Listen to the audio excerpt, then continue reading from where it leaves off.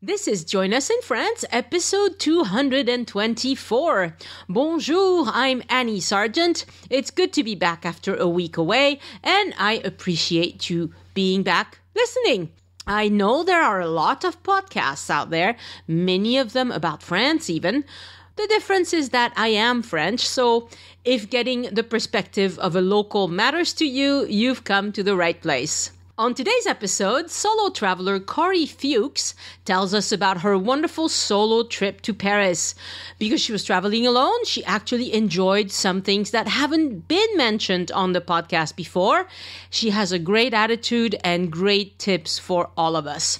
Show notes and photos for this episode are on joinusinfrance.com/224. Join Us in France is brought to you by Patreon supporters and Addicted to France, the small group tour company for people who want to enjoy France. And check out our upcoming tours in May 2019 on addictedtofrance.com.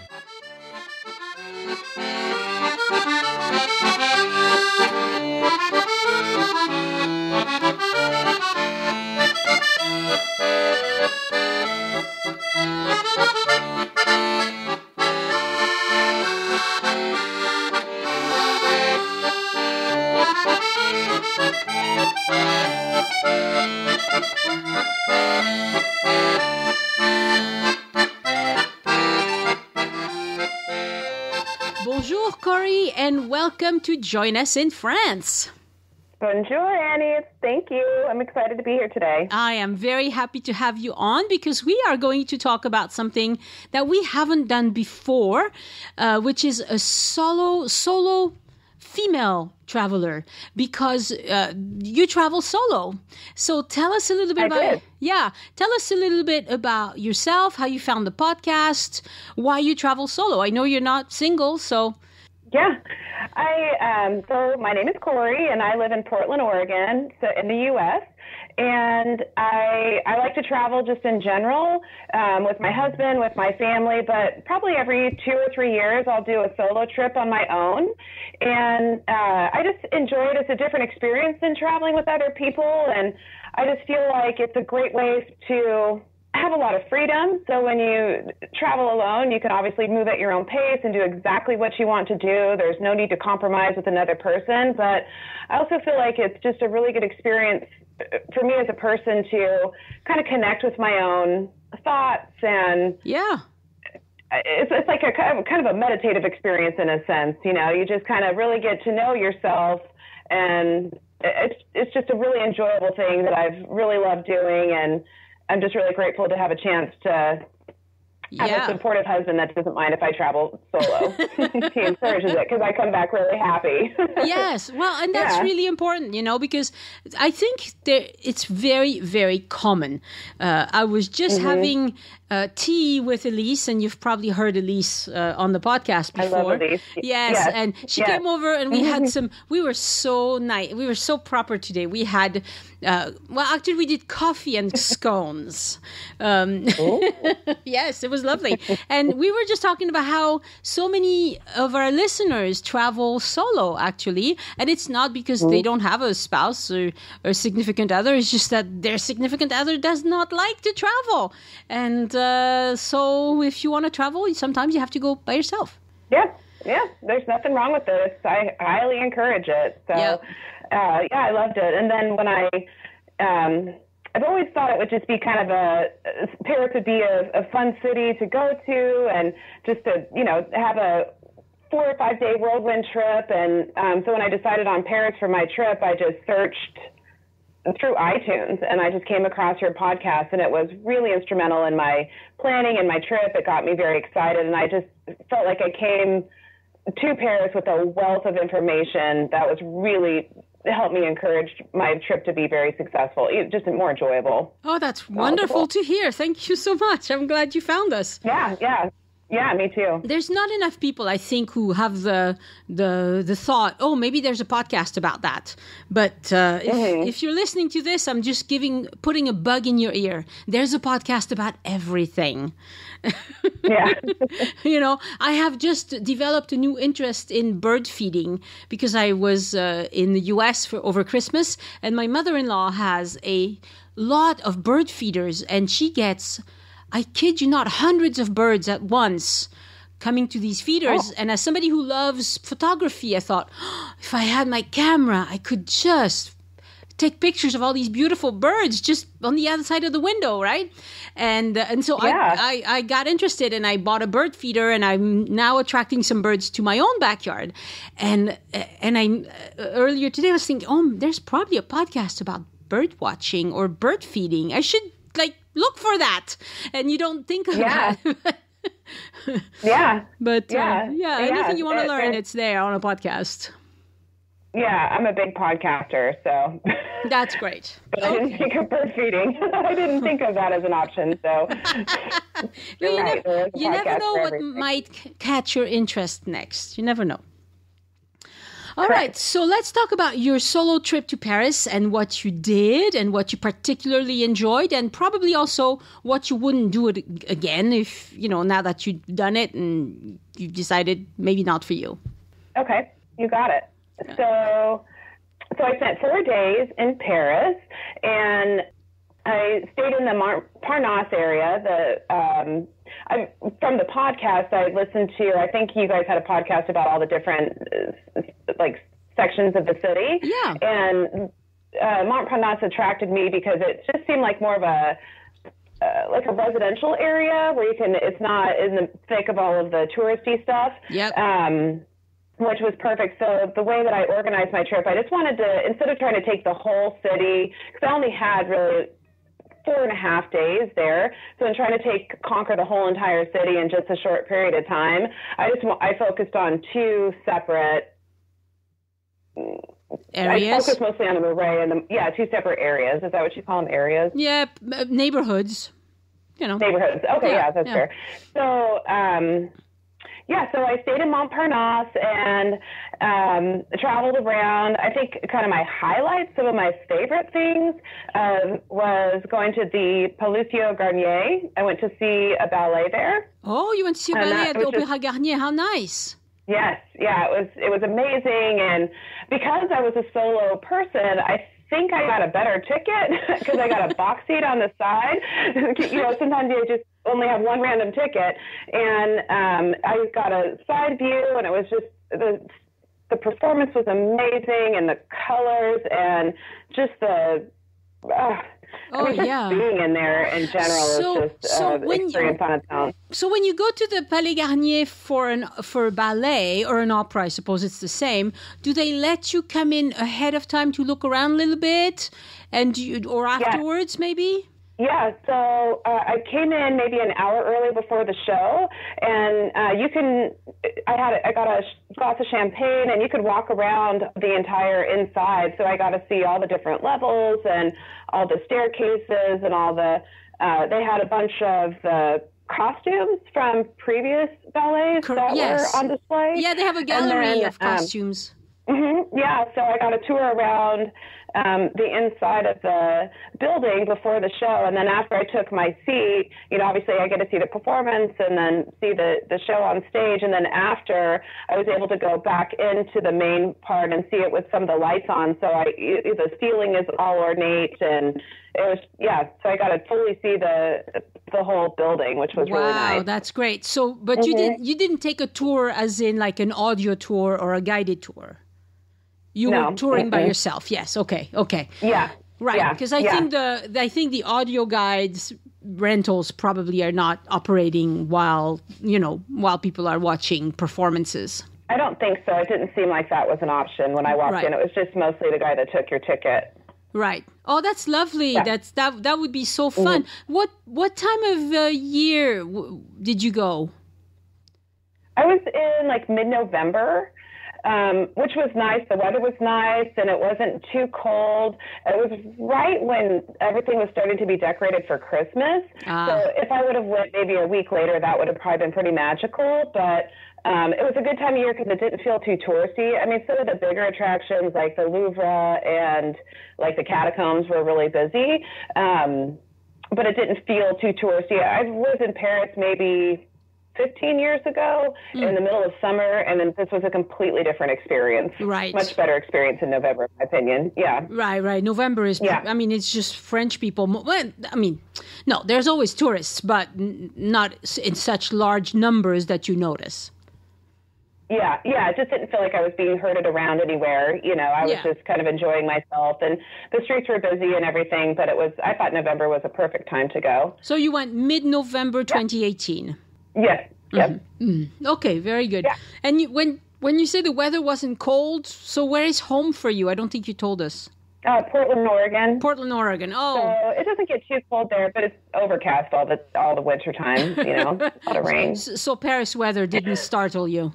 No, I mean, I had a coat and gloves on, but it wasn't freezing or anything. Like one morning I went out and went on a run, and it was really nice and enjoyable. It wasn't too cold. So, yeah, it was good time of year to go. Very good. I think it's off season, so my flight price was very fair and reasonable. My Airbnb price was very fair. I think, you know, off season. Yeah. It's just a little more affordable too. Yeah, that's excellent. And staying in Montparnasse, you know, it's not, I mean, lots of people live there, but it's not in high demand for tourists, I don't think. I mean, yeah, in some demand, but not high demand. Yeah, I would absolutely stay in that area again. So I got an Airbnb. I chose that over a hotel because I did want to kind of get a feel of what it was like to be a local. And the street that I stayed on, it was called Rue Dugree, Durgree. Right, Dugree. And it was right off the metro station. Yeah, Dugree. And it was very accessible to the metro station. The metro station was right on the corner. And then when you walk down the street, there was cafes, and then there was a fromagerie and a floor stand and a butcher and a rotisserie shop and bakeries. Like, it's just as you walk down the street, there was all these little different shops, and it was just walking down the street was just magical and amazing. You could just feel like it would be like to live there, and then stop in these little shops and grab some food for dinner and go home. I loved it. It was a perfect place to stay. And then I stayed in the Airbnb. One of my criteria is I wanted to see the rooftops in the morning, so I stayed on the 6th floor of just a little loft. So every morning I looked out and I could see all the rooftops of Paris. It was magical. I loved it. It was I would highly recommend that area. It was wonderful. You'll have to send me a link to that specific Airbnb, and I'll put a link to it in the show notes so that people can, if they want to check out that one, it would be good. Was it just for a solo traveler, or was there room for more people? It was a loft, so there was a bed upstairs, and then I think their couch converted to a bed, so maybe 2 couples would probably be the max, but it was pretty small. Elevator? Yeah, pretty small. No elevator. That was one of the things they made very clear in their listing. There's 6 flights of stairs, and if you have a lot of luggage, you're going to have to carry it up. So okay. But that was fun. I travel light, and it was just me. So that's another thing about being a solo traveler is you can make that choice and not make anybody else upset that you have 6 flights of stairs to go up to get to your place. Yeah, because in France, if it says 6e étage, 6th floor, it is 6 flights of stairs. Yeah. All right, lovely. Okay, what else did you do? So you went to see a ballet at the Opéra Garnier. What else did you do? I also took a perfume making class, which was really fun. It was in a shop called Candora in the Marais, and it was a 2-hour workshop. So the host, you sit in this really beautiful room, and he goes over all of the history of perfume and the history of perfume in Paris, and you just learn all this information, and then it's actually a hands-on workshop. So he teaches you how to make your own personal scent. Wow. So it was really fun, and I just thought it was a unique experience. So you get to smell all these different smells, and he tells you how they all combine together, and then you leave with your own bottle of specialty perfume that you made just for yourself in Paris. And it was the right size do a carry-on, so you didn't have to worry about checking your bags, but it was a really fun experience. It was something unique that I did. Wow. And so that was Candora, you said? Can you spell that? Yeah. Candora. Okay. Very good. Very good. Oh, I didn't realize there were perfume making classes. That sounds like really fun and interesting. Yeah, it was really fun. I wanted to do something that, obviously I wanted to see all the museums and all the touristy things, but I wanted to do something that was a little unique. Another thing that I found that I didn't do because my schedule didn't line up is there's a can-can class, a French can-can class at the, I can't remember, can't remember the name of the place that does it, but basically you dress up in can gear, and then you they put you in the skirts and everything. They teach you how to do a dance, and then you perform a dance at the end. But my schedule didn't line up for that one. Mm-hmm. Oh, that would be very fun. Okay, so if you find the link again, send it to me. I'll add it to the episode too as a suggestion. You haven't tried it, so we don't know if it's any good, but it sounds like fun and really interesting and different. Yeah. So I did a perfume making class, and then also I went on your suggestion. I didn't even have this on my radar or even think about it, but the Sainte-Chapelle. Yes, the Sainte-Chapelle, yes. You guys seem to talk about it so often in your podcast and highly recommend it. I'm like, okay, I have to do it just to see what it's all about. But I wasn't really sure what to expect. But boy, when you walk in there, it is something else. I mean, just the... it's a must. I would put that as a must-see. Yeah, and it doesn't take that long, and really, it's very different from any other church you'll walk into. Yeah, just the history and how it came about, and it was really beautiful. What I did do that I would also recommend, which I know that you guys have talked about a lot, is I got the museum pass. Uh-huh. So when there was a long line of everybody waiting to get into the Sainte-Chapelle or any other museum, I just walked right up to the front, went right in. Made it really easy. Yeah. It's sometimes it's not worth it money-wise, but it's worth it time-wise, I think. Yeah, I feel like I probably broke even on everything that I did. Mm-hmm. And I did more things, too, with the museum pass than I would have done. Like, for instance, one day I was kind of walking around the Saint-Germain-des-Prés area. Mm-hmm. And I just wasn't feeling it. I wasn't really seeing anything I wanted to do, but I stumbled upon the Cluny Museum. Mm-hmm. And I had the museum pass. I heard you guys talk about it in the podcast before, so I went inside and I really enjoyed it. I thought it was a really neat piece of history, and I probably would have missed that, or I probably wouldn't have been willing to pay for it if I had to pay extra. But since I had a museum pass and I was already here, you might as well go in and check it out. And I was really glad that I did. Yeah, it's lovely in there. So you got to see the Lady and the Unicorn, I hope. Yeah, I did. Yeah, I did. And they had a whole unicorn exhibit there, and some of the ruins and everything. For some reason, I didn't think of Paris as having ruins. I don't know why, but no. Yeah, well, not as many as Rome. We don't have as many as well-preserved ones as Rome. But at one point we had. It was a Roman city with all the Roman accoutrements. So yeah. Yeah, it was incredible. So some of the other things that I did, I went to the Marais. I think was my favorite area. I only focused on two areas, but the Marais was just really a unique and special area. I did a self-guided bakery tour. I really wanted to do a food tour, but it didn't really work out with my schedule for what was available. Mm-hmm. So I just looked up a bunch of different bakeries that I wanted to see and I just kind of mapped it. I used my Google Maps a lot, so I mapped it, and then I just walked from bakery to bakery. But it was a really neat way to kind of explore the area and just kind of walk and see what's around. Mm-hmm. And then it was also very tasty because I tried things at every bakery I went to, which was great. Yeah.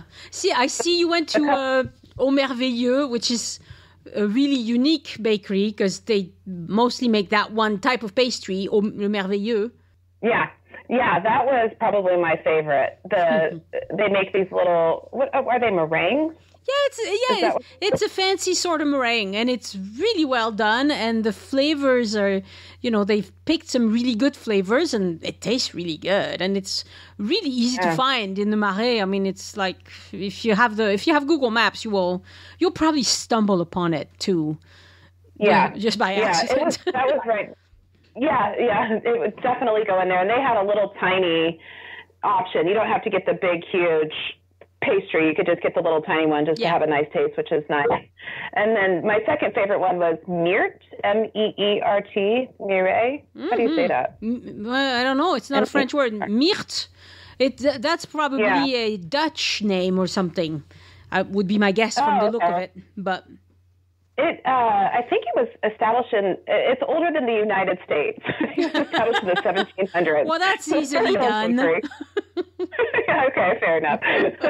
I thought it was pretty impressive. But it's a chocolate shop with a lot of different chocolates, but they also make these wafer cookies. They're very thin wafer cookies, and they have different fillings. Like they had a praline. I think they had a lemon filling. I got just the vanilla filling, and there's just these really thin, kind of warm wafer cookies. And then when you bite into it, it almost just melts into your mouth. And it was really delicious. I saw some good reviews on the bakery, and it was kind of a must-see. So if you stumble upon that bakery, definitely go in. And they don't have the cookies on their display case. You have to ask for them, but they're very famous. They come in this really beautiful little bag. It's definitely just an experience on its own. Well, that's weird that they don't have them on display if they're famous for it. Yeah, I saw a lot about it on the internet. It was even one of the stops in one of the walking tours that I was going to sign up for. So that's just how they do it. Yeah. And as I was kind of walking around and going to all the different bakeries, I definitely there's a lot of little cafes that you can sit and do people watching. I went into the Picasso Museum, I'm a big Picasso fan, and it was just amazing to see the amount of everything that they had and just the variety and all the different, and just the building itself was incredible. You know why they have so much in France, right?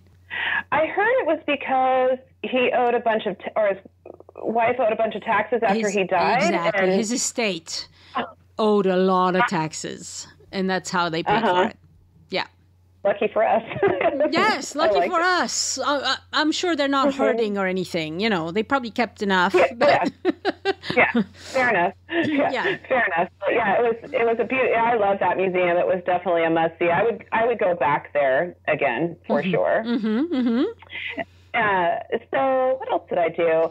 You went to l'Orangerie on your list? Yes, I did.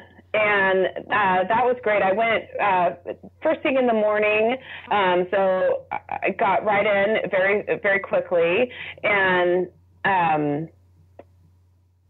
loved it. It was smaller than I anticipated, but just all of the Monet paintings and just the way that it was. Did they make those paintings for that room? Yes. You know what I'm talking about? Yes. Yes.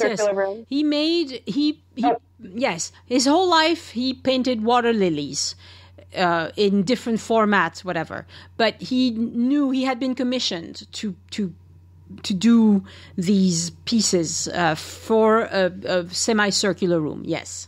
Oh, okay. Yeah, it just felt like those paintings were made for that room.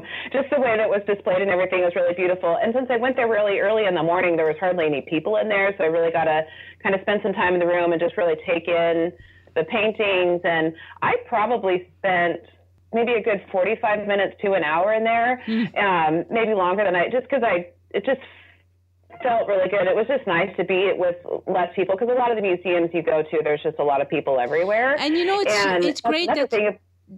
Sorry, I interrupted you. Well, I just wanted to say it's lovely that you say that, because that's what that museum was designed for, was to be contemplative.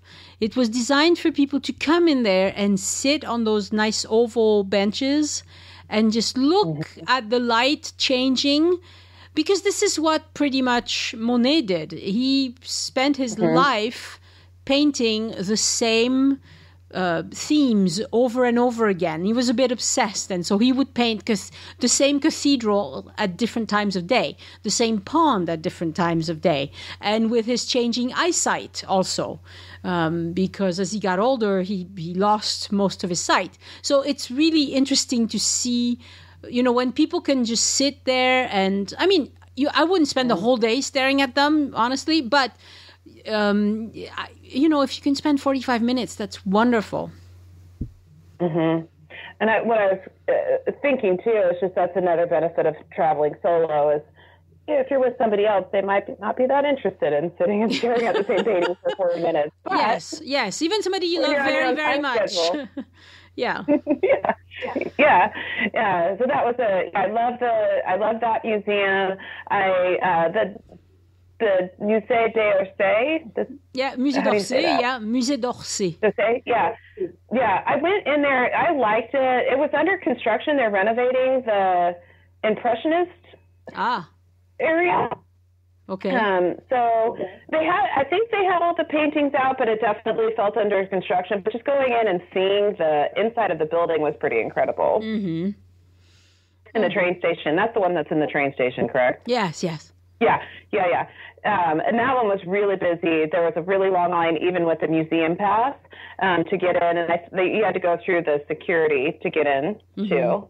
Yes, you always have to go through security, no matter what. Yeah, so that took a long time. But I liked that one. It probably wasn't my favorite museum, but it's definitely worth seeing. And it might have been better once they get all of the renovations done. Yeah, I didn't even realize they were renovating. Next time I'm in Paris, I'll have to go check it out, see if it was just something quick or if they're doing something more lengthy. Yeah. And then I also did the National Museum of Art. Yeah, Musée National d'Art Moderne. That's not one most people go to. That's cool. Yeah, I didn't even have that on my radar, but usually when I travel solo, I'll post things on my Facebook page just so my family knows what I'm doing and that I'm okay. It's a good way to check in. Yeah. And my aunt suggested, she said, you have to go to that museum because when you go to the top, you could see all of Paris. Yep. You get the best view of Paris. And I had no idea that was an option. And I just decided to go over there and see it because my plan was I had different plans, but they changed. So I went to see it, and I really liked that museum. They had just some great art. They had some good. The view is just. Yeah, the view alone is worth it. Yeah, absolutely. So that was a really enjoyable experience too. I love that museum. All the museums are just well done. Yeah, Paris has some amazing museums. I did notice that but they didn't really have very many instructions in English. So it would be helpful to do maybe a little bit of research of what you're looking for and everything, because everything is mostly in French. Yep. From what I found. French people are a bit stubborn. They don't want English. We've had a few wars with the English, as you know. So, yeah. Say that again? We've had a few wars with the English, as you know. So there's this kind of competition, like, people should just be able to read French anyway, right? But not quite so much anymore. It used to be just 50 years ago in America, everybody took French, right? Yeah. Everybody went to high school learned French, at least some. Nowadays, not so much. Yeah, that's one of the things that I really wish I would have probably done a little bit more of, just learning some more French and I did some of the very basics of, bonjour and that kind of thing, but I really didn't put a lot of effort into learning some of the phrases. I don't think I needed it. I got along just fine. Everybody spoke enough English to kind of get you going, but it always helps. But you're right, you don't need it. It's except when you're at a museum like the Musée National d'Art Moderne, where they don't have a lot of displays in English. There's very few museums, even in Paris, where everything is translated into English. What you'll run into is a few things are, but many things are not, and so it's Yeah, it's luck of the draw. Like if you go to in the Louvre, which I see you went to, if you go see the Hammurabi Code, it's marvelous. It's this old law code from like 4,000 years ago or something, and they have the old stone, the original stone, and there's a translation of it into French next to it, but no English. And I'm like, why don't you put English? It's really interesting, So when I go with people, I translate it for them on the fly kind of thing, but it's really silly that they don't have it in English. I mean, you can always look it up with your phone, right? If it's a famous piece, you could go to Wikipedia and see it at the same time. So if you really want to see it and you have data, you will always find a way. Yeah. And my phone carrier, what I learned, this is the first time I knew about this, but my phone carrier had a $10 a day, you could use your data for $10 a day internationally, which I thought was completely worth it. Yeah. So I could look things up on my maps. Just having the data was amazing. And I think all the parks in Paris are supposed to have data, but I wasn't really having any luck in signing into the Wi-Fi and everything, so I just used my cellular plan, which made it a lot easier. Last time I was in Paris, I had a hard time finding Wi-Fi, but of course, since I have a French phone plan, it's usually not a problem, so I never think about it. But last time I was there, I thought, let me try, and so I would go to a park and try and find the free Wi-Fi for everybody, the public Wi-Fi, I guess I should call it. And very often it wasn't there. And so I'm like, maybe they're changing the routers or something. Yeah, you should get data. If you're hooked to your phone at home, you will be hooked to your phone in Paris. Mm-hmm. Yeah. And it just made it a lot easier. You get so used to, just mapping things, and I can map the subway very easily on my phone just to get from point A to point B. It just made it really easy. Yeah. So, tell us a bit about the Louvre a little bit. Louvre, what did you think? Yeah, I liked it. I honestly was kind of wrapped up for the day one night, and I was feeling like I kind of want to do something else, but I wasn't really sure. And I noticed that the Louvre had really late hours, so I was like, why don't I go check it out? So I went there maybe less than an hour before they closed, so I didn't spend a ton of time there. But I did want to see the Mona Lisa because, that's what it's all about. And it was, and it was really nice because there was hardly anybody there because they were about to close. So I went right up to the front and saw it, got the selfie, and left. And I toured around the museum a little bit, but I didn't have much time there. You turned yourself into a Chinese tourist. Poof, just like that. But I would definitely need to go back to that museum and give it justice because, just the amount of art and history there is completely worth it. But it was more of one of those, I have the pass, I have a little bit of time, I'm not ready to call it a night yet, so why don't we just stop and go in there? But just even the area around it was really beautiful, and seeing the pyramids outside all lit up was really fascinating. It was just, the feel of it is very energetic. Yeah, it's lovely. Yeah, you probably did a lot of walking and stuff, because you saw a lot in four and a half days. Yeah, I did. I did do a lot of walking, and I'm a pretty energetic person when I travel. I like to do a lot of things and see a lot of things, and I didn't take that much time to sit down and have long meals. I just kind of did mostly grab-and-go food the whole time, so it just kind of allowed me to have more time to go see the things that I wanted to see, That's interesting. Yeah, that's a good way to handle it, is if you're willing to just eat on the fly kind of thing, then you will save a lot of time. Yeah, absolutely. And there's plenty of options. There's little markets and fruit stands and grab-and-go shops and cafes. There's tons of options all over the city. Hey, I just found your selfie in front of the Mona Lisa. Nice job. I can't do a decent selfie. It was kind of that iconic thing that I just had to do it. So yes, I thought. Very nice. My next trip to Paris will spend more time at the Louvre for sure. All right, that sounds good. Well, you did plenty. Honestly, you did quite a bit. I'm looking through your. We're not done, and there's a lot. Keep going. Yeah. Another experience that I kind of had in my goal of what I wanted to get out of Paris is I wanted to experience some of the spas there, because I know that there's some really lovely spas, and obviously with all the makeup and perfume, I mean, it's just all the Parisian things. So I picked a Turkish hammam, which is a kind of a women's only spa, and I spent probably 4 or 5 hours there, which was just a lovely experience, and it was a good way to counterbalance all of that walking and being in the city and seeing museums. So the one I chose was called Corrie, and it was in the first arrondissement, right in the thick of all the touristy shops. There was a lot of Starbucks and stuff around there, like that. Do you know what that area is called? What I'm talking about? No, I'm going to look it up. It was near the Modern Art Museum. There's a ton of tourists. Okay. Very. Let me look at it. Just keep talking. I'll find it. Okay.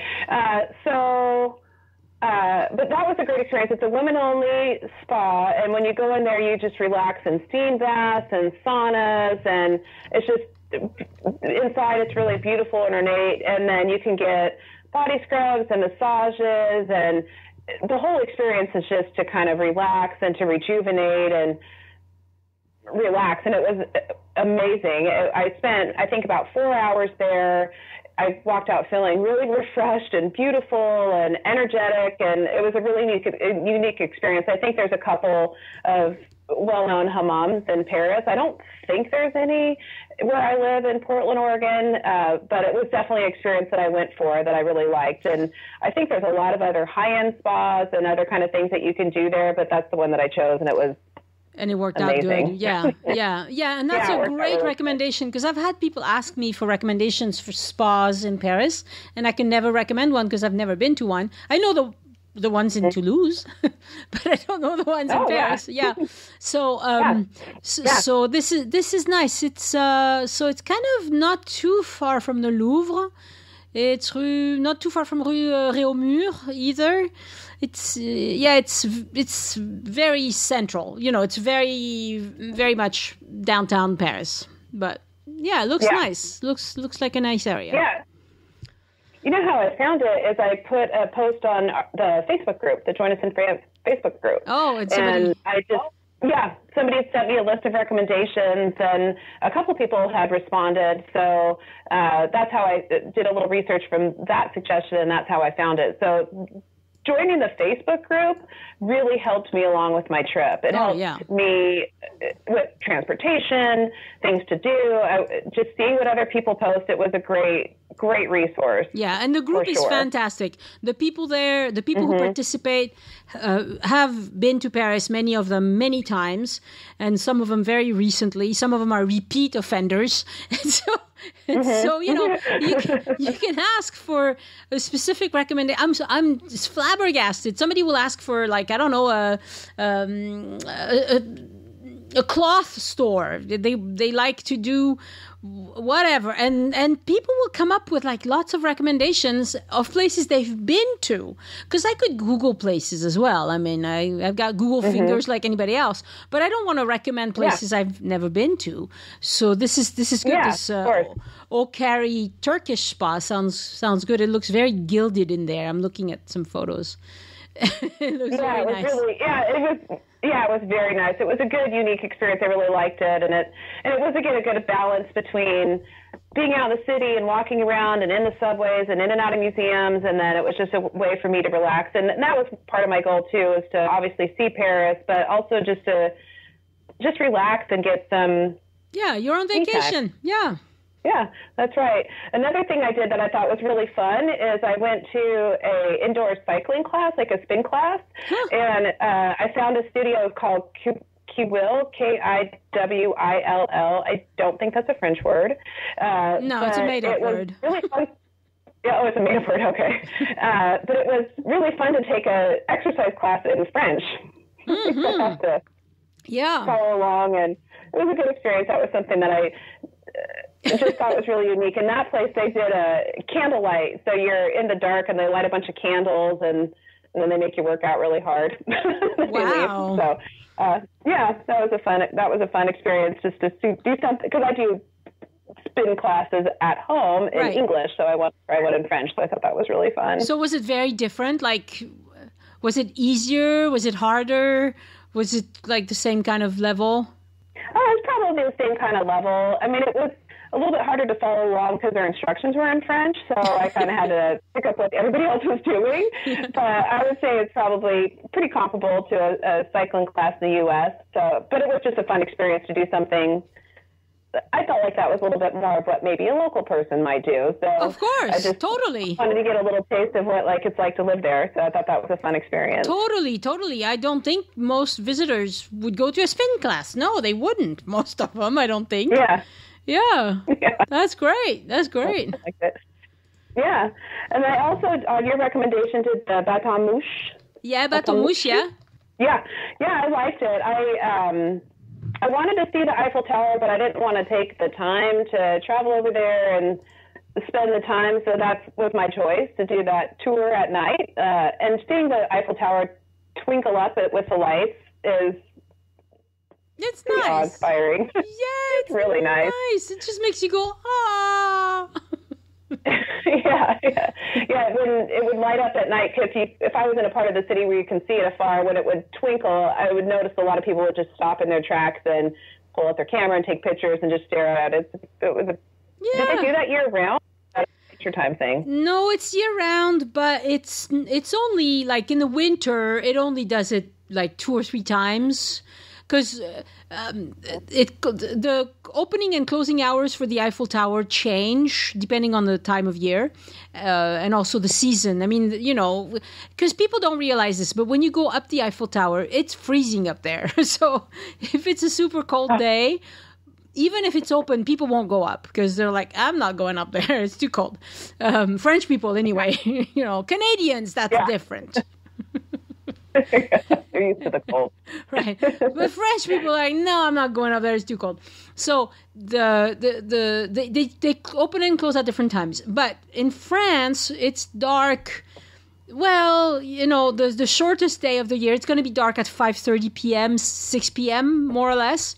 And so it'll start twinkling maybe at the first time will be 7 p.m. And then it'll do it at 8 p.m. and 9 p.m. and 10 p.m. and then done for that day because it's winter. Yeah. That sounds about right. But they do it all the time. I mean, year round, it will sparkle. Yeah. But it was really fun I definitely took the tour at night on your recommendation on the Baton Mouche, and I liked it. I think it's a must do. I definitely wouldn't do it again. Like it's a one time. Sure. Yes. Experience. Yeah. But it was really fun. And a funny story is I was leaving. I don't remember where I was, but I was heading over to buy my ticket to get on the boat, and I asked somebody for directions, and he said, it's 4 bridges down. So I walked down 4 bridges, but I walked the wrong way. So I got a night walking tour, walking the other way. But it was no big deal, and I just felt like if I was maybe with somebody else, it could have been kind of a stressful situation, we're kind of lost, we're going the wrong way, and it's at night, we want to get on the boat, but just since I was by myself, I was like, I'm just going to get some extra steps in today, and well, Paris on foot, it was just no big deal. Bateau Mouche is actually a brand. It's the proper name that this one company is called. There's others that do the same things. I can't remember now the name of the one that we use all the time, and it's it might come back to me. I'll put the link in the show notes. But there's other brands that do pretty much the same thing. It's your hour-long tour of the river. And some of them will do dinner. Some will do drinks. It just depends on what you want and how much you want to pay. But it'll cost you about $15, euros. And it's totally worth it. One time. You don't need to do this again and again and again. Yeah. It's just, it's fine. Once you've done it, you're like, this is nice. I'm floating around the Seine and seeing because it's a different perspective from the river. It's a different perspective. So, do it once and then you're good. Yeah. But I'm glad I did it. It was a good experience. And then I got to see the Eiffel Tower because I have to see the Eiffel Tower at some point when you're in Paris. And, I got to see that close and have to take the time to go over there. And it was a perfect way just to kind of end the evening. Yeah, that sounds. I mean, I always take people whenever I go with other people. I take them because I'm like, you got to see this. It's fun. Of course, I wouldn't really have to do it over and over again myself, but it's fun. Yeah. And I really enjoyed that. Another thing that I did do as well is the catacombs. I did the catacomb tour. Nice. Yeah. Yeah, I really liked it. I definitely would recommend buying tickets in advance because that was probably the busiest attraction that I saw. Yeah. Where I stayed was, it was right in, the entrance to the catacombs was right near my Airbnb, so I walk by there a lot. And and you see the line. You see the line all the time. Yeah. But that was a neat experience. I'd seen the catacombs in Naples before, so I've kind of already been in a catacomb situation. So if you've seen the ones in Naples, maybe you could skip the one in Paris. It's similar. Kind of the same thing. Yeah, it's similar. Yeah. But it was a really neat experience. It's pretty well done, and easy to walk through, which was nice. Mm-hmm. Yeah, for you it was close. I mean, D'Enfer Rochereau, you're right there. So nice. Yeah, another thing I did too is I went to the Montparnasse Cemetery. Oh yes. Oh, beautiful! Just stunning. I like cemeteries for whatever that reason. I just think they're all beautiful and interesting. Yeah. I usually would go to a cemetery wherever I travel, but I thought that one was really well done. I think it's a smaller, isn't there a much larger cemetery in Paris?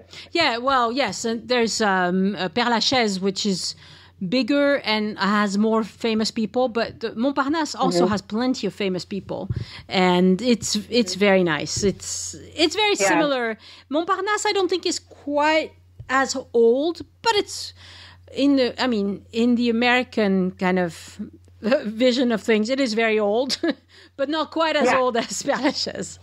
Yeah, I was blown away by a 200-year-old bakery, so it doesn't take much to impress Americans with old. But I thought that was it was really close to where I stayed, and I was just kind of on a walk and walked through it, and it was just a really beautiful experience. It's really well kept, and it just kind of had a nice peaceful feel to it. And all the different tombs are unique and really well cared for. I liked it, and all the mums' flowers were really pretty. And right, because you were there in mid-November, so we had just had All Saints Day, La Toussaint, which is November 1st. And in Paris, because the weather is not very warm, the flowers live on for about a month or two, and then they freeze and then they die. But so that's probably why it was so many flowers. Yeah. Okay. Yeah, I was wondering why that was so well kept and why there are so many fresh flowers, but that makes perfect sense. So that was that was a really worthwhile experience too. Yeah, sounds good. So you mentioned that you didn't really go to a lot of restaurants. Are there any you want to tell us about, or what did you do for food?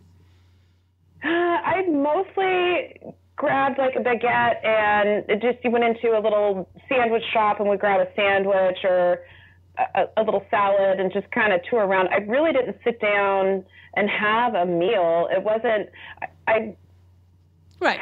That's probably one of the things I wish I would have done is maybe done a little bit more research and at least picked one restaurant that had a sit-down meal and really enjoy the cuisine there. But no time for it. It wasn't on my radar, so I shopped at the little shops. I did get a rotisserie chicken at the meat store on the street that I was staying on, which was probably the best piece of chicken I've ever had in my life. So I did eat really great food, lots of baguettes, and the strawberries and raspberries were really good at that time of year for some reason.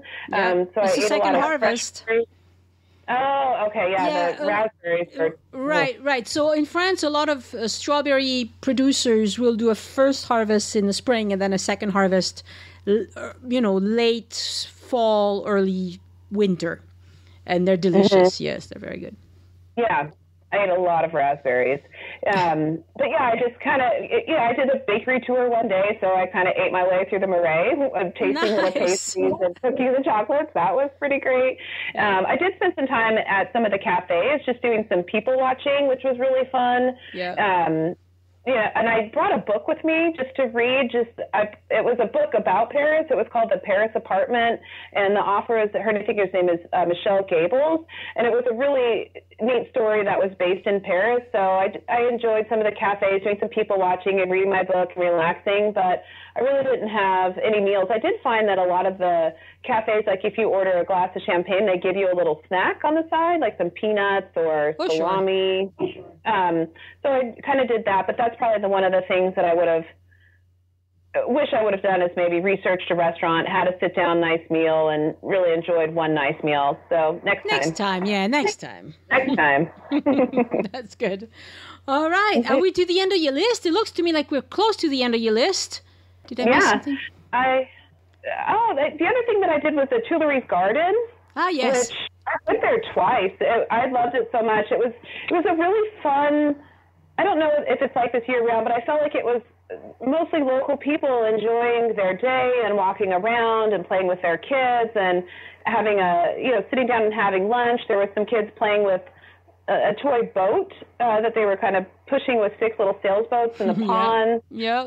It was a very relaxing park. It was really beautiful. I liked it. And then one morning I got up early and I wanted to go for a run, so I decided to go to the Tuileries Park, which was, seeing Paris in the morning is something else. I don't think Parisians are morning people, so it's very quiet in the morning. Yes.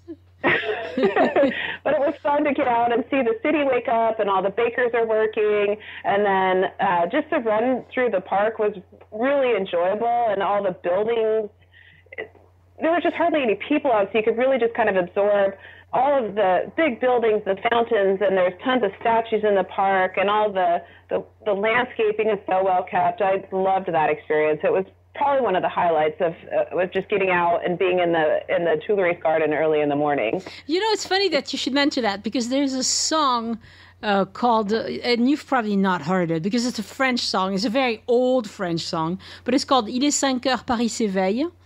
And so it's 5 a.m. and Paris wakes up. And the whole song is this silly description of all the things that happen as Paris wakes up. It's a song that I used to use when I taught French, because it's it's a good song for that. But it's very old. It's really old style. You probably wouldn't even like the song by itself, but it's a good cultural experience. So, Il est 5 heures, Paris s'éveille. It would be good for people who are Francophiles and want to look some more into this whole Paris waking up in the morning.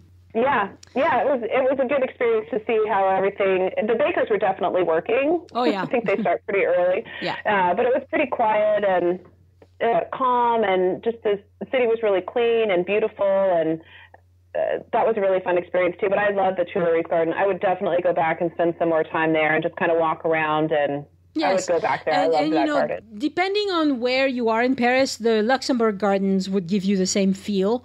It's very similar. It's just in a different part of the city. But all these little gardens in Paris are just lovely. Yeah. So that's good. You know who you remind me of? I have talked to Janice Chung a couple of times on the podcast, and you remind me of her. She also travels solo, and one of the episodes we did was called Looking for Unique Experiences in France. It was episode 86, because she is the same type of person. Like, she's a runner, and she go and she's fearless. And that sounds like a lot of, you two would hit it off. I think you would like.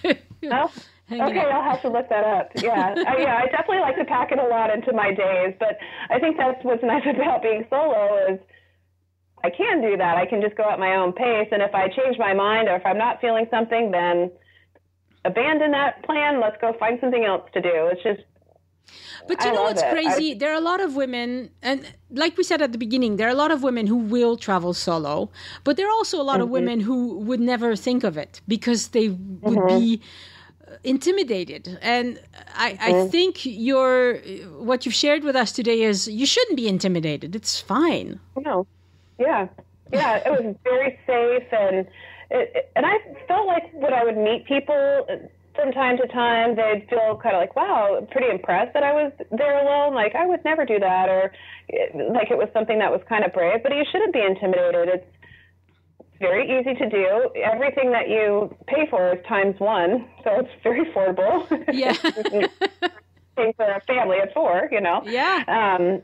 But yeah, it's just a great way to get to know yourself and to connect with yourself and to really connect with a city because there's just less distractions and you can really absorb what you want to absorb. And I know a lot of people that do travel solo. It opens them up to meet a lot of people. So I know some solo travelers will just, since they're there alone, it almost forces them to meet other people. So they make a lot of connections with others, which is a very appealing experience. I'm more of an introvert in that sense. I kind of, for whatever reason, I just kind of like my alone time, but that's just another reason why you should travel solo. And Paris is a perfect city to do it because it's very safe. It's easy to get around. There's a lot to do and see. Yeah.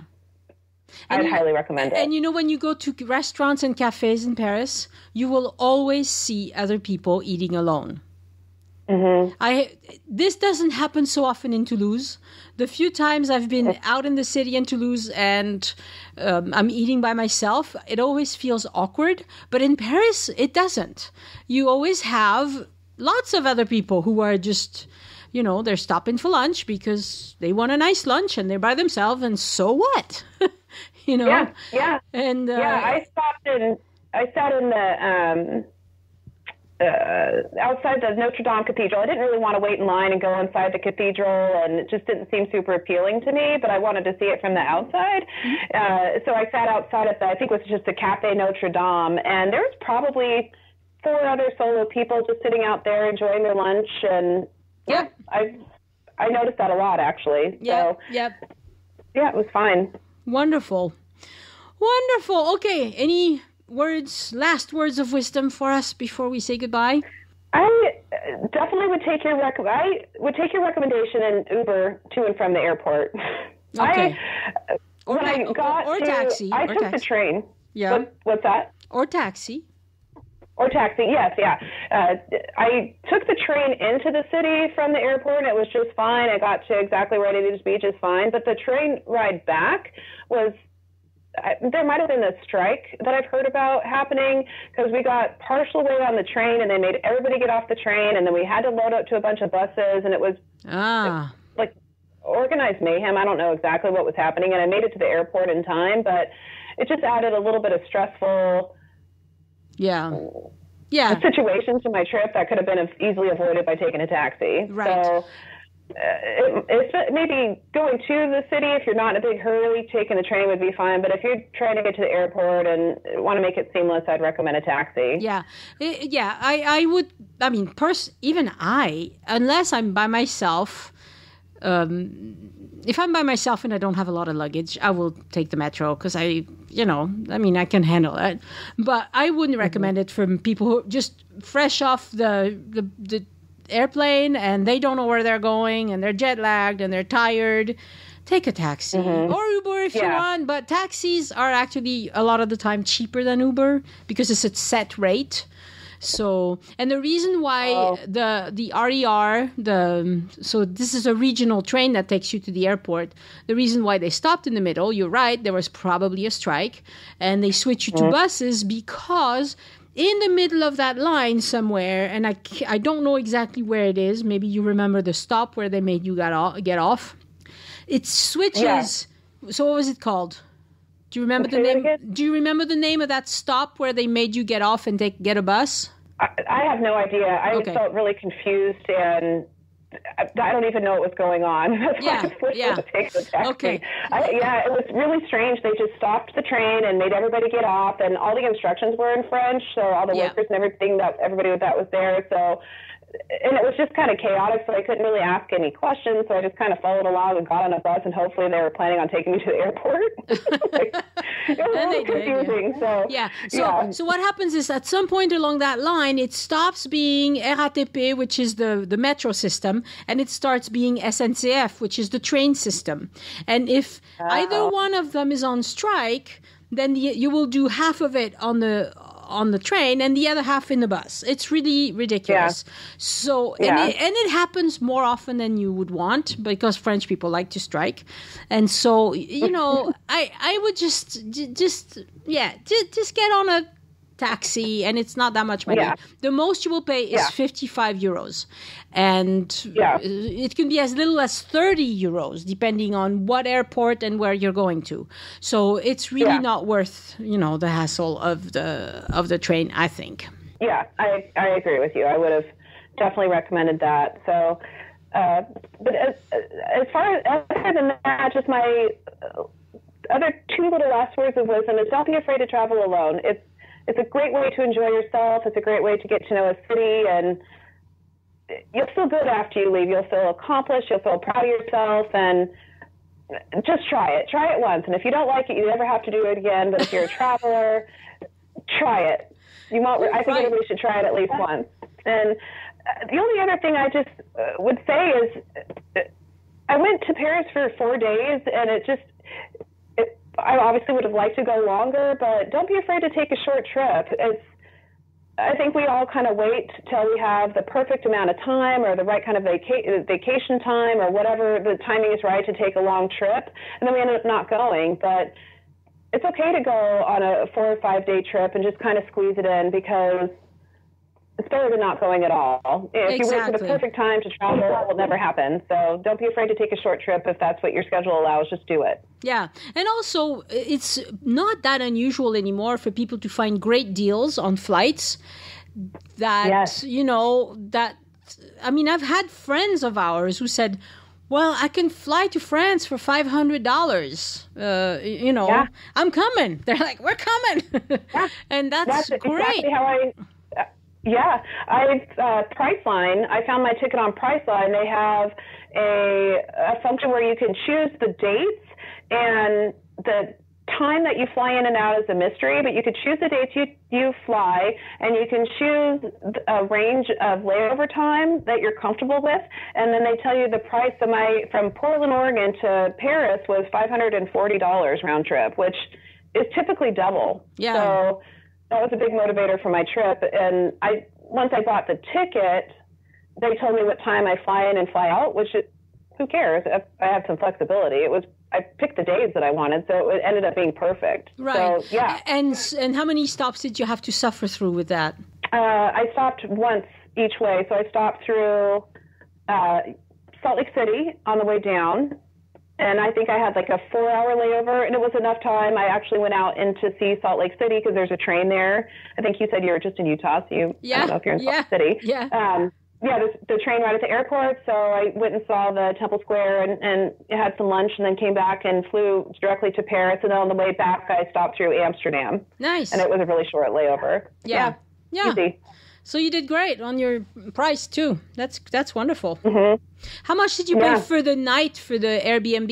If it's not too, do you remember how much you paid? It was around, I think 60 to 70 euros. Wow, that's cheap. That's a steal. Yeah.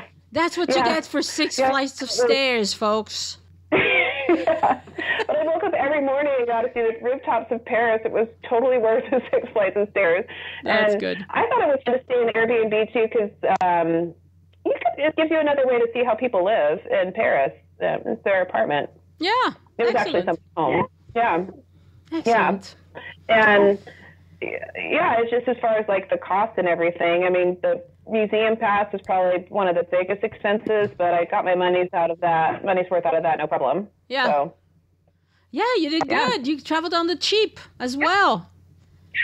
Yeah. Good for you. Enjoyed it. I'll remember this trip for the rest of my life. It was just a wonderful 4 days, and I'm really glad I did it. Wonderful. And thank you so much for coming to tell us about it, because a lot of us need encouragement to go do fun things like that. And it's great getting specific recommendations also. I mean, like the spa, the perfume class. Nobody's ever talked about those before. So that's wonderful. Yeah. And I'll figure out what the name of the can. It's like the Police Berger, or I can't remember what the name maybe? of the. Yeah, I think that's who does the can class. So that my next trip to Paris, I'm going to schedule it so I can take that class, because that's just too fun to pass up, I think. Wonderful. Well, thank you so much, Corrie. You've been a wonderful guest. Thank you. I couldn't do this podcast without people like you. So thank you again. I'm glad you do. Yeah, it was very helpful. Thank you, Annie. All right. Au revoir. Au revoir. Thank you Chito Velasco, Mark Reynoso, and Alyssa Stemson for pledging to support the show on Patreon this week. And my thanks also to all the other patrons who support the show month after month. Thank you for giving back. Would you buy me a coffee if we met in real life? You can do that by supporting the show on Patreon for as little as $2 per month. Visit patreon.com/join us. That's PATREON. Join us, no spaces or dashes, to see the different reward tiers. And thank you so much for giving back. I released all the Patreon rewards for the month of February, and those are always fun to make. And also, thank you, Chelsea Ellis, for your one-time donation. There's a Tip Your Guide button. It's a green button on each of the episode pages. And if you get value out of the show, tips are greatly appreciated.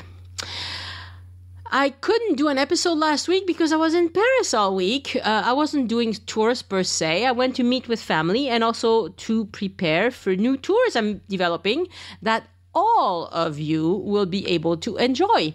But it's not ready, so that's all I'm going to say about that. The weather in Paris and all of France actually has been amazingly good for the second week of February. It was actually the second half of February. It was sunny, it was mild, no rain, completely unexpected. I was listening to my favorite French gardening show this morning, and the master gardener explained that he looked into it, and about every 10 years we get an unusually warm month of February. He was saying, don't count on it in the future. It's just too bad. I could really get used to this. What I can tell you about is my relatively bad experience with Airbnb.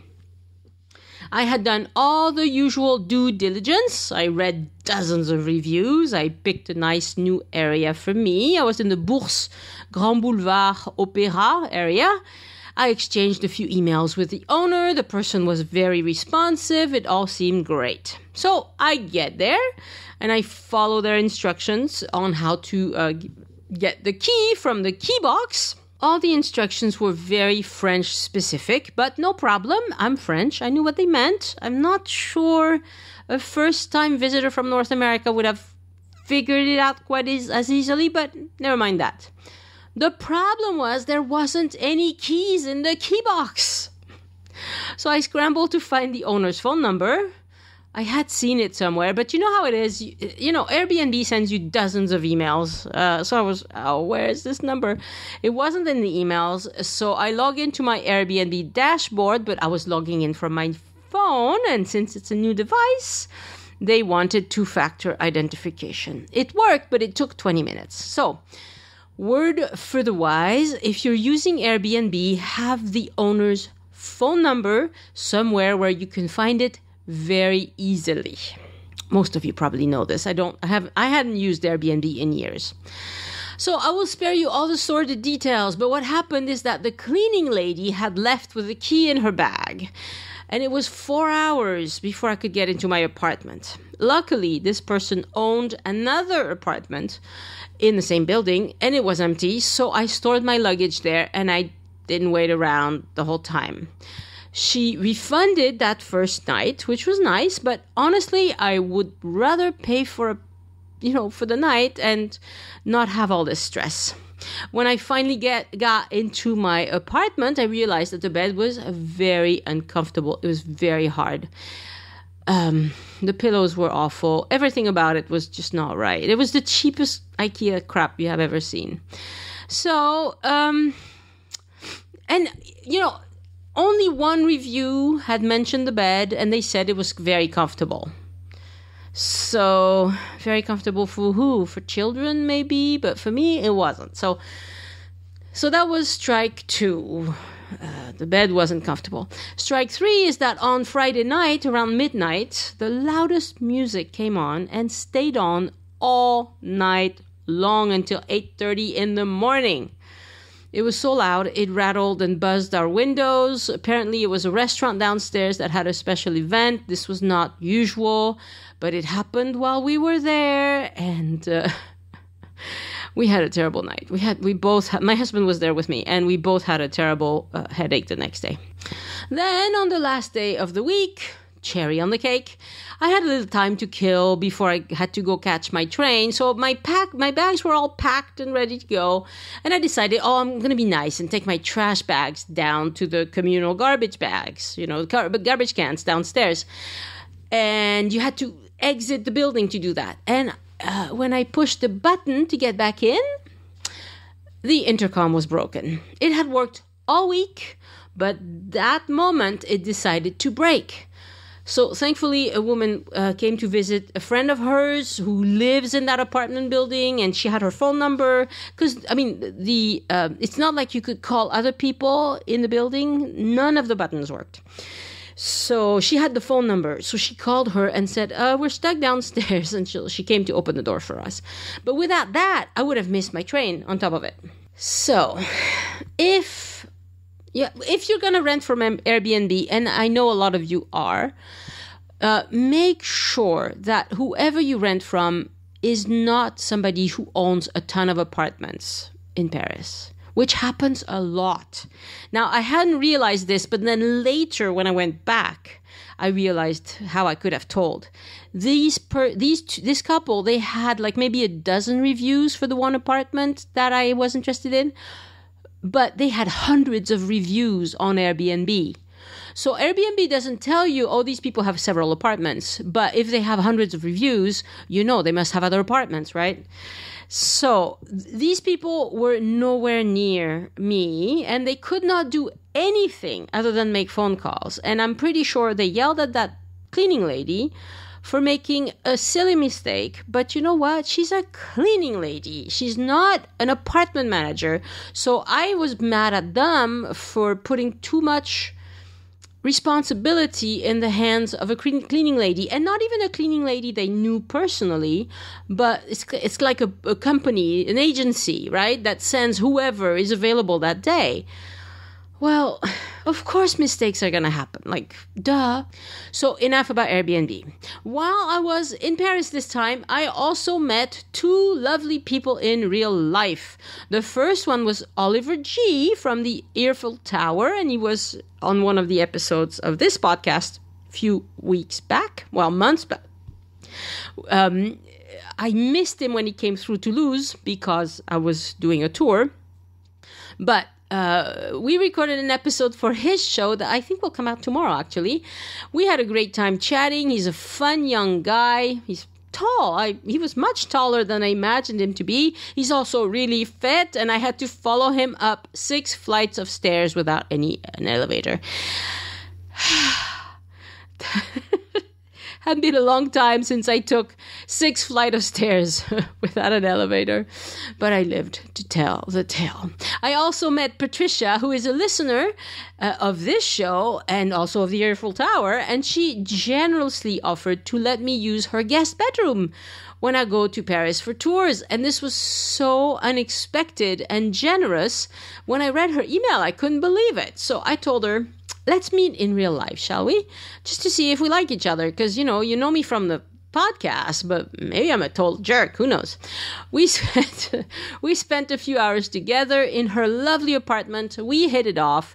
And next time I go to Paris, I'll take her up on her very nice offer. So a big shout out to Patricia for being incredibly generous and so friendly. And you know what? She totally redid this apartment and it looks so nice. She's a young retiree American who's been living in France on and off for several years. She has French people totally figured out. She speaks French really well, for one thing. She has French friends. She is totally up to this renovation job. You know this guy who wrote a book about how difficult it was to renovate his Paris apartment? I wonder if he didn't go in totally clueless on purpose. I mean, more drama, right? Anyway, Patricia did it right, and it's lovely. Okay, so this episode is getting a little long. As always, if you know people who are looking for info on France, tell them they need to search for Join Us in France on Spotify, Pandora, iTunes, anywhere they get their podcast. And also, of course, on joinusinfrance.com. There's also a search button on joinusinfrance.com. And since I have bad memory, I use it all the time and it works quite well. Have a great week of trip planning and I'll talk to you next Sunday. Au revoir. The Join Us in France Travel podcast is written and produced by Annie Sargent and copyright 2019 by Addicted to France. It is released under a Creative Commons Attribution, Non-Commercial, No Derivatives license.